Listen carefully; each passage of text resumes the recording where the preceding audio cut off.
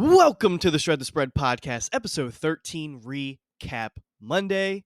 If you're new, thanks for tuning in. If you're returning, as always, thanks for coming back. Per usual, I am your host, Jared, on Recap Monday. We are not joined by Dynell. That is only Thursday and Saturday. But man, did we have a week. I hope you guys, the past 2 weeks, have really been listening and storing in the back of your head of what we're saying. We're not asking you to take our picks by any means. We're hoping that we give you a valuable resource for picks, sides, reasons, injury news. We try to do our best to cover all of that. But we have been sharp. We have been sharp. Let's get right into it. My picks, I went 3 wins, 0 losses, 2 pushes on the official side. I pushed the Falcons and I pushed the Commanders. Well, let's just say that when the ball is just falling your way, it's falling your way. Because when I actually went to the sportsbook to place those bets, I didn't get the Commanders +3. I got the Commanders +4. And I didn't get the Falcons +3. I got the Falcons +3.5. So, per usual, I straight bet all of my picks. So whatever I say my picks are, I straight bet those. I put a unit on each. Then I also take that entirety of my picks and I sprinkle about a quarter unit, half a unit sometimes, depending on the amount of picks, and I parlay them. So not only did I hit every single bet, I also hit the parlay. Now I also do a lean where I sprinkle my leans into round robins, and I actually hit every single lean from Thursday besides the Packers -4. So I had a tremendous week. So on the official picks, I went 3 wins, 2 pushes, so no losses, no harm, no foul. But on my physical tickets, I went 5-0. An incredible week for my picks. Dynell, pretty much same thing, except he went with the Colts instead of the under. So Dynell pushed on the Falcons +3. He nailed the Seahawks +2, just as I did. He also went Titans +12.5. We talked about it on Saturday. Super sharp. That would have been my next pick in if I didn't cap us at 5 total picks. But then he obviously the Colts +6. So just quick recap. I had Falcons +3, Commanders +3, Seahawks +2, Patriots and Colts under 40.5, and Bengals -7. Dino had Falcons +3, Seahawks +2, Titans +12.5, and the Colts +6. Our underdog round robin was an absolute heartbreaker. The Seahawks handled business as they usually do. I mean, the Falcons gave the game to the Chargers, and the Commanders simply handed the game to the Vikings. Falcons Commanders, we should have swept our underdog round robin. That would have been a tremendous payout. All plus money plays as the round robin always is. The teaser, once again, goes down. Bengals smashed, Commanders smashed, but the Colts, which we were the one that we were talking about, was iffy about. We'll get to that next. Yeah, so we're so due to hit our teaser. Obviously, teasers are a teaser. They're called teaser for a reason. They just draw you in. They make you feel like Colts +12, especially in an under, which I liked. Just seemed like way too many points, but the Colts just couldn't move the damn ball. And that's actually the first game we're going to talk about. The Indianapolis Colts traveled to New England. Colts scored 3, Patriots scored 26. We know, we talk about it on the podcast all the time. We say Bill Belichick kills rookie quarterbacks. This was no ordinary case. Sam Ehlinger in this Colts offense put up 3 points. Ehlinger, 15 of 29 for 103 yards and an interception. Mac Jones was 20 of 30 with 147 yards and a touchdown. You know, when I tell you that Ehlinger was the leading rusher for the Indianapolis Colts, you knew this had to have been ugly. Ehlinger had 39 rushing yards, Deion Jackson had 23 rushing yards, and Jordan Wilkins had 13 rushing yards. Basically, Ramondre Stevenson by himself had 60 rushing yards, which almost was more than the entirety of the Colts team combined. There wasn't, Ehlinger didn't have many passing yards, so we're not even going to touch into really, besides Pierce had 23 receiving yards and Pittman had 22. From the Patriots side, it was very distributed Johnny Smith, Hunter Henry, nothing tremendous. But Patriots, Nick Folk is automatic. I think he went 4 for 4 for field goals. So, he whooped the Colts by himself. He covered the 6-point spread by himself against the Colts. Ugly game for the Colts. The under smacked. I knew this game was going to have 0 points. Did I think the Colts were going to be this lopsided and it was going to be 26-3? Absolutely not. But you can't trust the Colts with Ellinger. That was my side for my pick. So Dino had Colts +6, but unfortunately goes down. I took the Patriots and Colts under 40.5, which was absolutely no sweat. So that takes us to the Packers and the Lions. Packers traveled to Detroit. Packers had 9. Lions had 15. An ugly game. If you tuned in Thursday, Arlene's, Dino, and I, we said Packers should win this game. So we were looking at the +4. Even on Tuesday, when I was looking at this game, I was like, is this a Lions home win? I just didn't see it.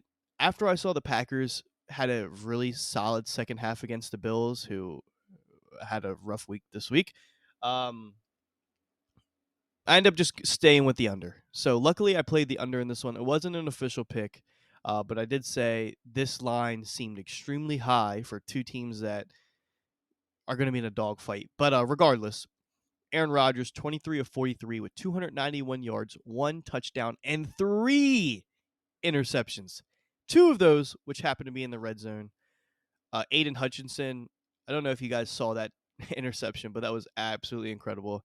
Even when the Packers were struggling to score, they were getting into the red zone consistently at first. And I was like, you know what? The Packers might come back and cover. I definitely think this still goes under.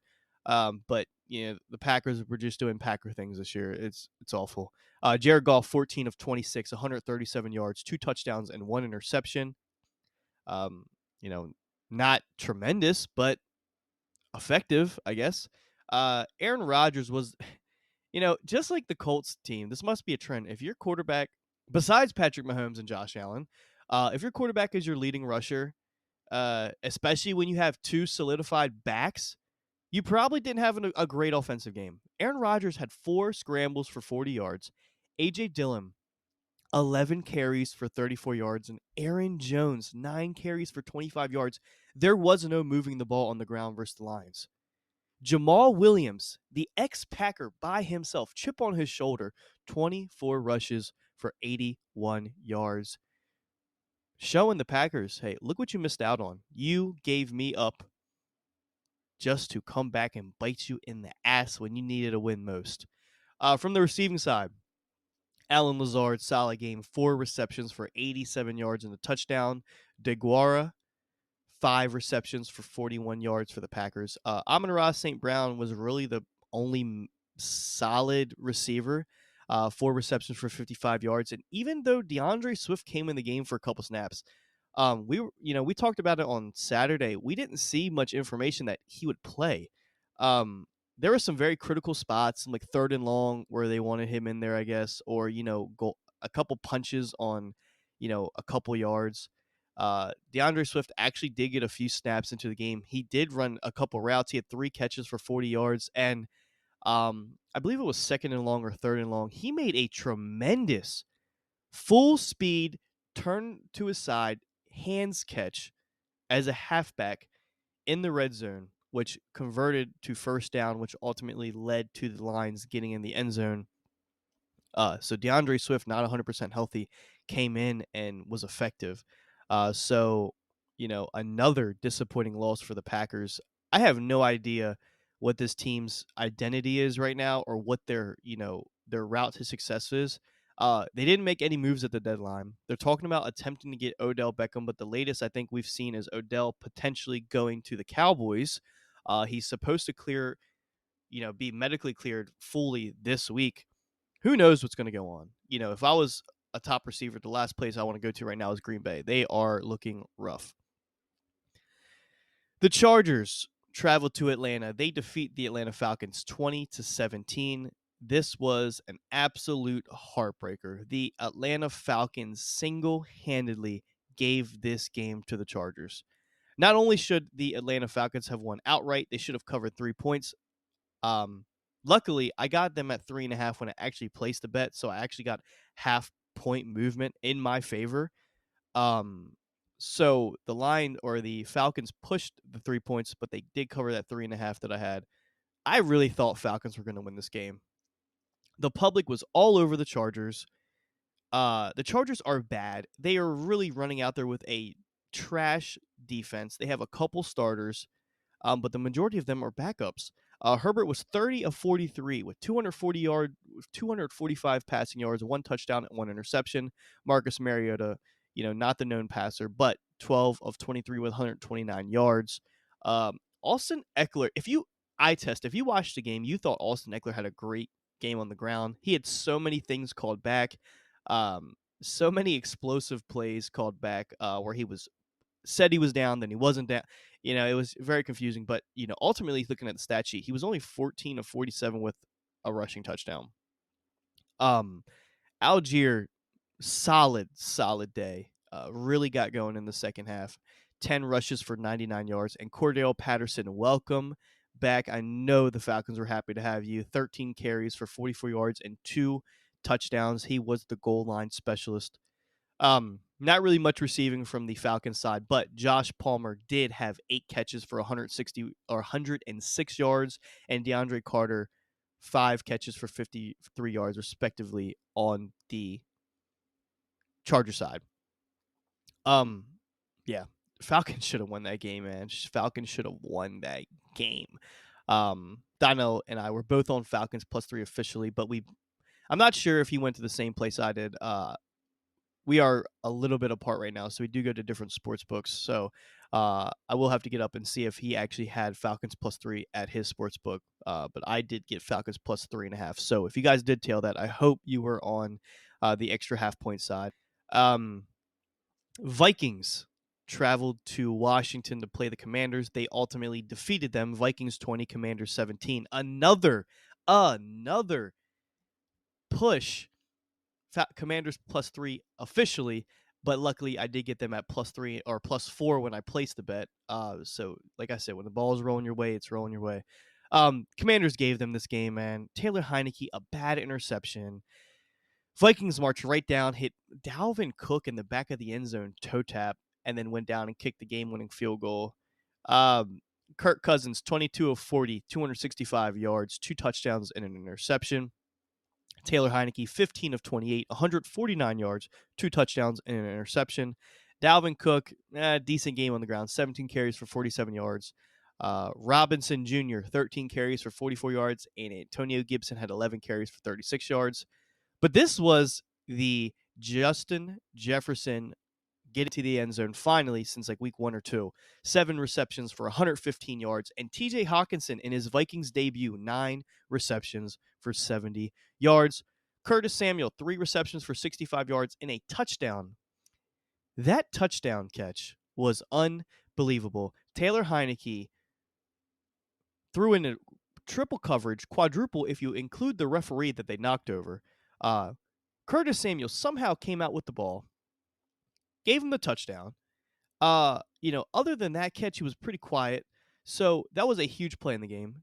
Terry McLaurin, 5 for 56. It's still getting solid production. I would like to see him get more volume and targets. 5 receptions is a little narrow. I think McLaurin needs to actually be somewhere. He needs to be that 8, 9, 10 receptions guy. Run a little bit more shorter routes for him. Let him use his speed. Get him out in space, man. Let him make some plays. But ultimately, Vikings beat the Commanders. So officially, that is a Commanders +3 push. Hopefully, you guys got a better number when you actually went to place the bet on Sunday or whenever you decide to place the bet. Another one I had to pick. Panthers 21, Bengals 42. I called it. The Bengals, when they come off an ugly loss, seem to play their best football. And this wasn't even Joe Burrow having to play fantastic. He did play well, but this was the Joe Mixon show. If you saw after the first quarter or first half, PJ Walker got benched for absolutely abysmal performance. He almost had more interceptions than completions. He had 3 completions out of 10 attempts, 9 yards and 2 interceptions. Baker Mayfield got the call to get his job back. You know, Panthers had to make up with their X on this one. Baker, 14 of 20, 155 yards and 2 touchdowns, made the game a lot more respectful than it really was, because ultimately the Bengals could have won this thing 42-0. Seriously. If Baker Mayfield did not come in and give this Panthers team a chance to look competitive, it would have gotten really ugly. Burrow, 22 of 28, 206 yards and a passing touchdown. But before we get in the mix in, T. Higgins was the leading receiver, 7 receptions for 60 yards. But like I said, this was all Joe Mixon.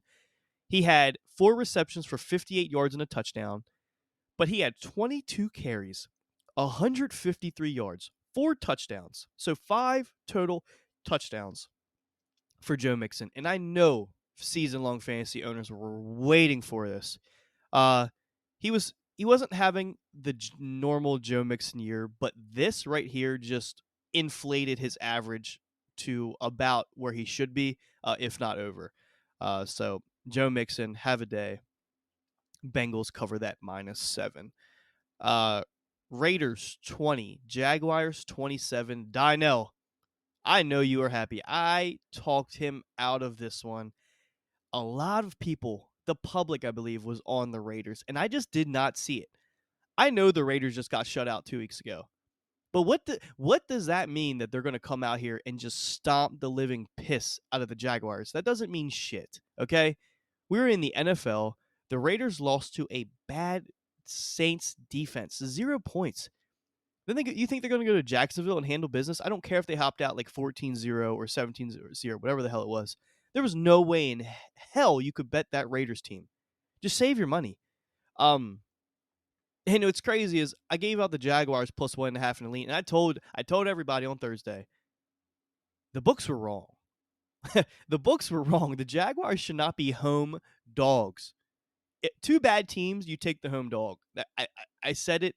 I didn't bet it as much as I bet my main picks, but I did sprinkle it and I put it in my round robin for my leans. Dino, you're welcome. You are welcome. You wanted to take the Raiders, and I'm so glad you didn't, because the Raiders stink. I don't care what kind of personnel they have on offense. They stink. Derek Carr, 21 of 36, 259 yards and 2 touchdowns. Trevor Lawrence, 25 completions, 31 attempts, 235 yards and a touchdown. Josh Jacobs, 17 of 67 on the ground. ETN, another back-to-back week of tremendous ground production. 28 carries, 109 yards, 2 touchdowns. James Robinson being traded from the Jaguars to the Jets might have been the best thing possible for ETN's career. He is getting the spotlight. He is good out of the back. He's good on the line. The guy can do it all. Devontae Adams, after having an absolute ghost week on the stat sheet last week, 10 receptions, 146 yards, and 2 touchdowns. And on the Jaguar side, we are highlighted by Christian Kirk, 8 receptions, 76 yards, and a touchdown. Vegas was outscored by Jacksonville, 17-0. 17-0 in the second half.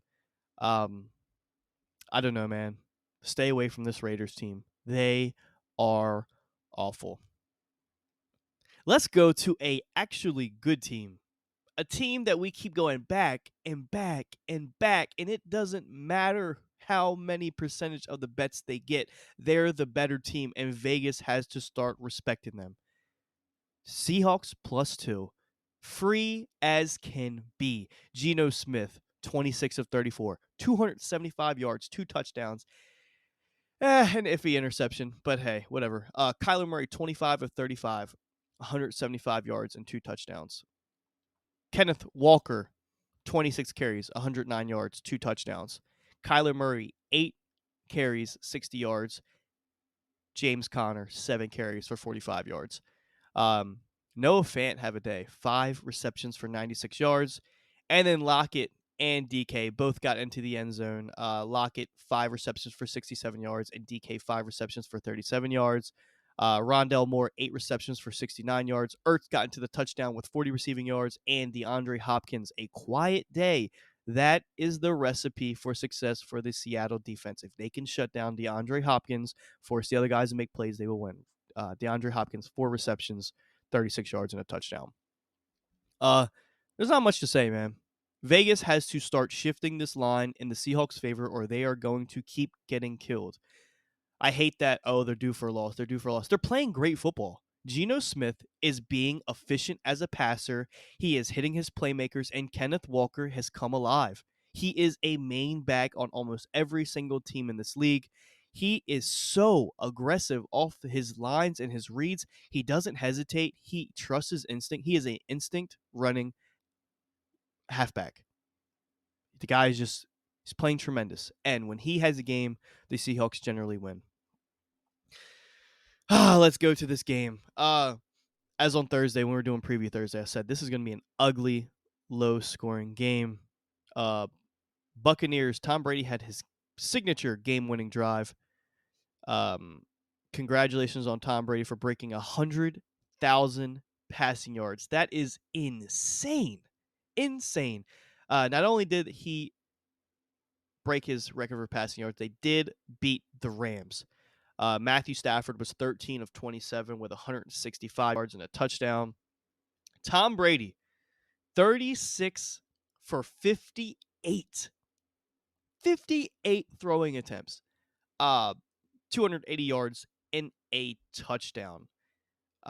Darrell Henderson, 12 rushing attempts for 56 yards. There was almost zero rushing production from the Bucs running backs. 50, I believe it was under 50 yards for the entirety of their running back personnel.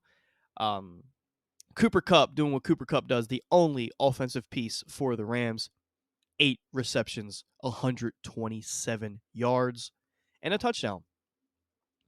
Who would have thought the 2 leading receivers for the Buccaneers would be Cade Otton with 5 for 68 and Scotty Miller, 7 receptions for 53 yards. Cade Otton also had that touchdown in that game-winning drive. This game went under. I said it was going to go under. I actually placed this under in my round robin for my leans. What can you say, man? These teams still stink. You had a battle of the stinkiest teams, and the Rams are just super stinky. I think the spread was 3 points, so if you went to a side, you pushed. But for everybody who took this over on this game, let's figure it the fuck out because you're taking 2 teams that are struggling to get first downs in an over. Absolutely not. Buccaneers win. Congrats to Tom Brady, over 100,000 passing yards. Buccaneers and Rams go under. Let's go to the Sunday night game. Titans and Chiefs. I don't think a lot of people expected this to be this sweaty of a match. Titans 17, Chiefs 20. Malik Willis, 5 for 16. 16 passing attempts for 80 yards. 2 completely different quarterbacks between he and Mahomes. Let's just say Mahomes almost had as many attempts as Malik Willis had passing yards. Patrick Mahomes was 43 of 68. 446 yards and only 1 passing touchdown to show for it. Unbelievable. Derrick Henry, 17 carries for 115 yards and 2 touchdowns. Malik Willis, the second leading rusher, 8 carries for 40 yards. Mahomes, the leading rusher for the Kansas City Chiefs with 6 carries for 63 yards.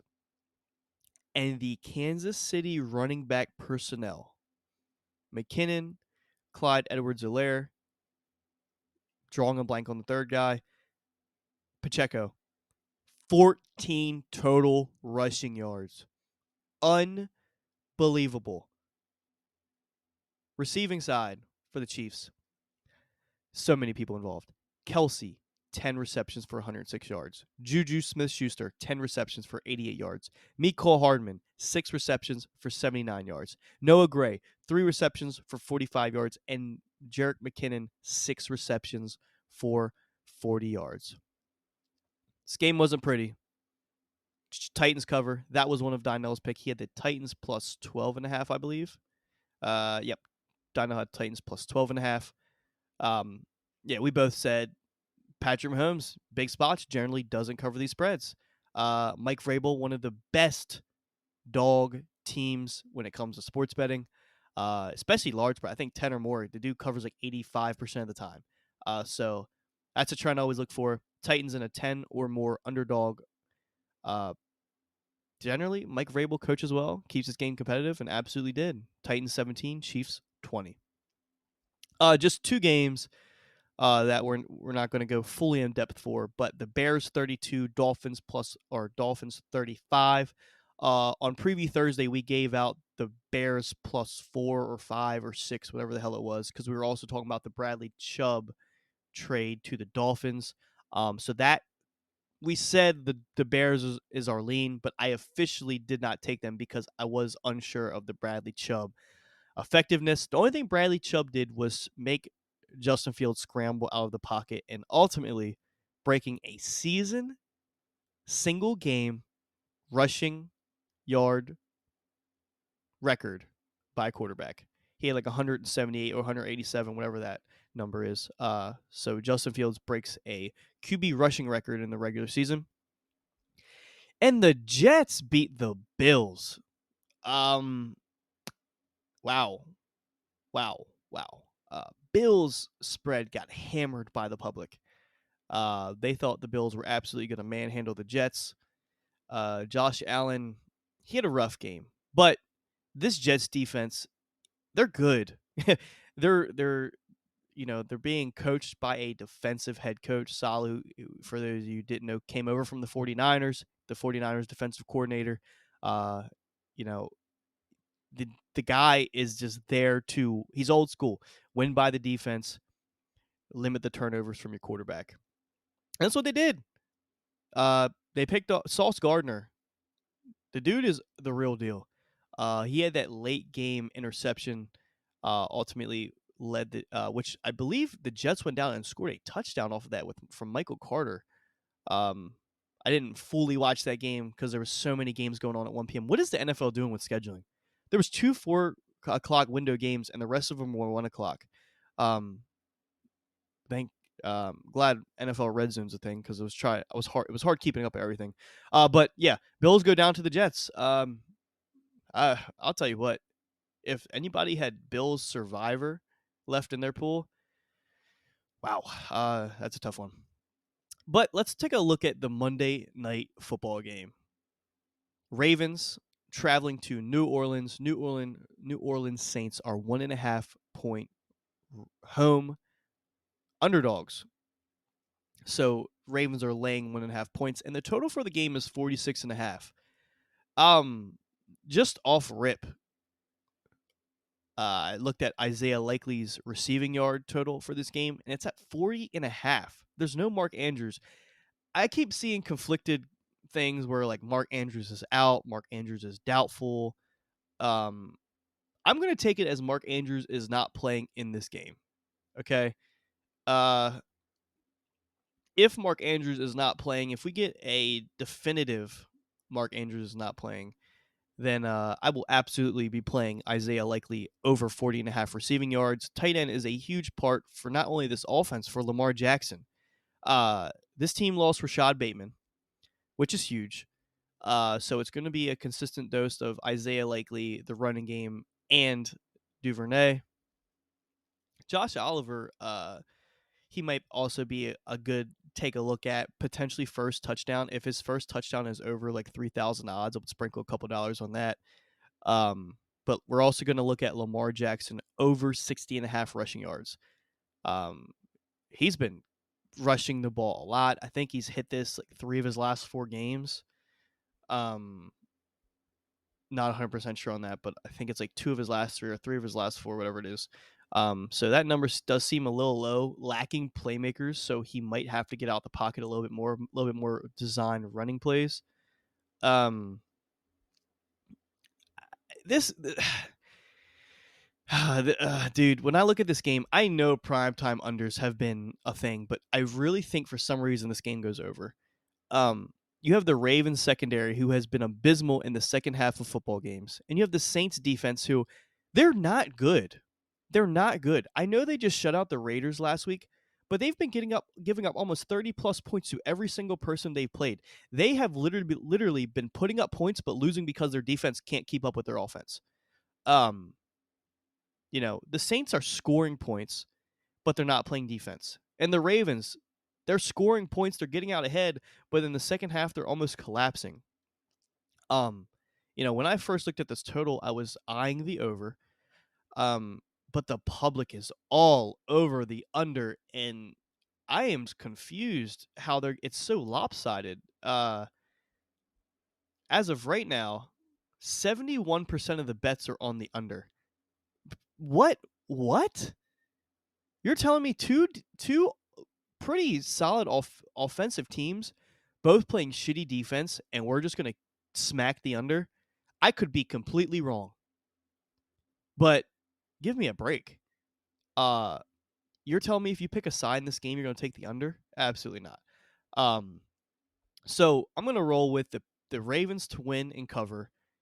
They're just the better team. Although they're missing playmakers, Mark Andrews and Bateman,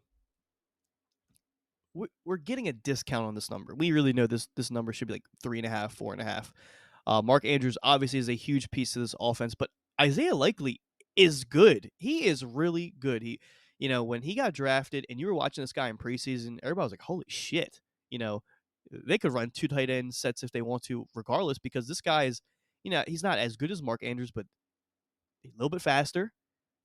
Probably just as even in the strength category, and he's a solid blocker. He fits perfectly in this offense. So Ravens -1.5. I also like the over, so take your pick there. And then we're gonna roll with Isaiah Likely over 40.5 receiving. We're gonna roll with Lamar Jackson over 60.5 rushing. I truly think this hits because I think there's some points in this game. Ravens win. I believe they cover. I think this game goes over. I like Isaiah Likely, like Lamar. Probably will sprinkle Isaiah Likely first touchdown. You got to. I think I'll also sprinkle Josh Oliver, the backup tight end for the Ravens. You figure Isaiah Likely was getting some playing time being the backup. So basically, he's just going to move up to Mark Andrews' role. Josh Oliver is going to move up to Isaiah Likely role.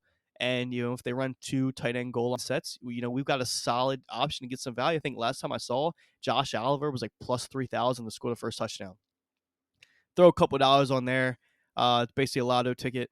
If he hits, you're Bezos. If he doesn't, oh well. But yeah, another solid week on the podcast, man. We're going to get right back to this on Thursday. Preview Thursday with Dynel. We're going to break down every single game, give our early leans. But we don't make our official picks till Saturday, as usual. So if you enjoyed the podcast, do us a huge favor. Leave us a comment and rate. We are almost on every single potential platform to listen to a podcast. I'm sure there's a few odds and ends out there. Thank you so much for everybody for the feedback. We're doing our best with, trying to level out the microphone volume. So you can follow us on Twitter at @ShredTheSpread_. You can also follow us on TikTok for, a little bit of entertainment on there at @ShredTheSpread. As usual, if you enjoyed the podcast, be a friend, tell a friend. If you didn't enjoy, we'll just act like this never happened. So this has been Recap Monday, episode 13. Thank you so much for tuning in, and we will see you guys with Dynel on Thursday. Thanks for listening.